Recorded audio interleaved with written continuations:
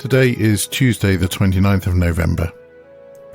The season leading up to Christmas, Advent, is an opportunity to immerse ourselves in hope. We can wait in certain hope, knowing that God will always fulfill his promises to us. This week in Battle Drill Devotionals, we focus on some of those promises.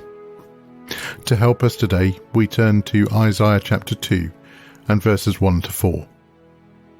The Lord's future reign. This is a vision that Isaiah son of Amos saw concerning Judah and Jerusalem. In the last days, the mountain of the Lord's house will be the highest of all, the most important place on earth. It will be raised above the other hills, and people from all over the world will stream there to worship. People from many nations will come and say, "Come, let us go up to the mountain of the Lord, to the house of Jacob's God.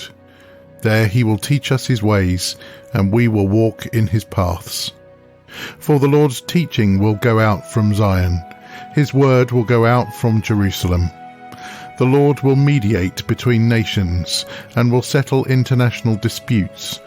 They will hammer their swords into ploughshares, and their spears into pruning hooks. Nation will no longer fight against nation, nor train for war anymore. Amen." The lead up to Christmas can be a stressful time. If we're not careful, we can become tired and irritable, snapping at those around us, or cursing those who jump in the supermarket queue ahead of us, or cut us up on busy roads. Advent can become a time when we get our own swords and spears out. It might be the sword of cutting words, or the spear of well-aimed elbows. But that's not what the real Christmas is all about. The grand vision laid out by Isaiah is not one of conflict, but one of peace, overwhelming, healing peace. Isaiah says that when Messiah comes, nation will no longer fight nation, or even train for war anymore. All their weapons will be hammered into ploughshares and pruning hooks. Fighters will become farmers, soldiers will tend the soil, and troopers will tend the flocks. Christmas is an opportunity to find peace with God. In Jesus Christ, God took on flesh and became one of us, a human being, because he no longer wanted us to be disconnected from him. Christmas is also an opportunity to find peace with others.